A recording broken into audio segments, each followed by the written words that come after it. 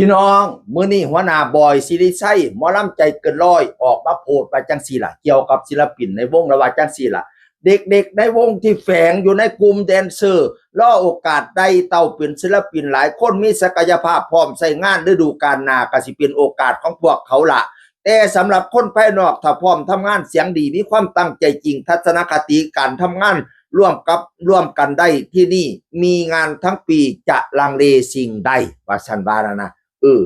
แดนเซอร์พร้อมสิก้าวขึ้นศิลปินก็หลายอยู่แต่พังนอกสิมากันขันเสียงดีทัศนคติดีสิลังเลอีหยังเป้าเข้ามาโลดพะนะว่านั่นน่ะบัดนี้เราก็ไปเม้นในโพสต์เจ้าของว่าปกตินี่บ่ได้เปิดรับสมัครเลยเด้ว่าซั่นว่าพร้อมทั้งแดนเซอร์ทั้งนักร้องเพราะว่าอยู่นี่ก็เต็มทุกตำแหน่งแม้นว่าสิมีคนออกแต่ลูกๆหลายคนที่แฝงตัวอยู่ในกลุ่มแดนเซอร์ก็พร้อมที่สิไต่เต้าเป็นศิลปินพิสูจน์ตัวเองทำงานดีมีความคิดบวกซึ่งผมก็มองอยู่เสมอพร้อมที่จะโอกาสอัพขึ้นมาหมอลำใจเกินร้อยแข็งแรงพอที่สิเปลี่ยนพื้นที่ให้คนทำมาหากินสร้างฝันสร้างเนื้อสร้างตัวคิวงานเอ็นเกียรติความสามารถเชื่อมันถ้าผู้ใดตั้งใจจริงเข้าถึงการทำงานได้ลึกซึ้งรู้จักกินรู้จักใช้ประสบความสำเร็จแน่นอนว่าซั่นหัวหน้าบ่อยว่าแต่มีปลได้ปลปัดสิมลิขิตแต่ผู้ใดสิมาสมัครต้องคิดให้ดีๆสิต้องสู้กับงานมีใจให้กับงานเสียงดีล่ำได้พัฒนาตัวเองพร้อมหรือเปล่าประเด็นสำคัญถ้าคิดสิมาแค่ปี2ปีบ่ต้องมา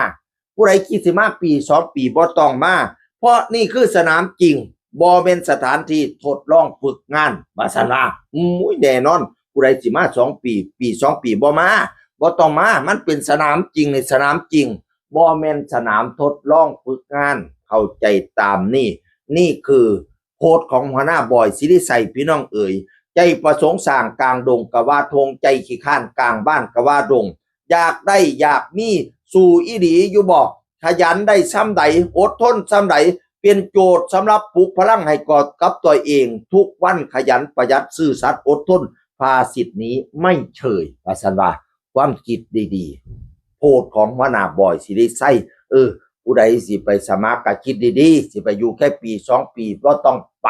เพิ่นเป็นสนามจริงบ่แม่นสนามทดลองงานโปรดทราบพี่น้องเอ๋ยสนามจริงอีหลีตัวเนาะงานแต่ละปีปี6970ของฤดูกาลหน้า200กว่างานแล้วพี่น้องเอ๋ยอย่าว่าอย่าได้ถามหางานถามหามือวันหยุดโลดแต่ละเดือนสิได้หยุดจักมือว่าเปียงหมอลำใจเกินร้อยทุกวันนี้เป็นหมอลำระดับต้นพี่น้องเอ๋ยอันนี้บ่ได้ร่วมกับแบรนด์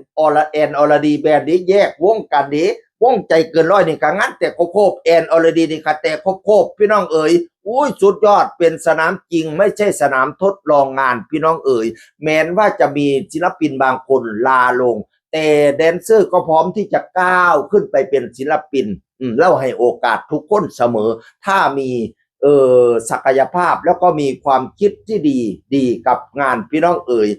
เป็นความคิดดีๆของหัวหน้าบอยสิริชัยเด้อพี่น้องเด้อเสียงคนก็เว้าสู่ฟังสวัสดีครับ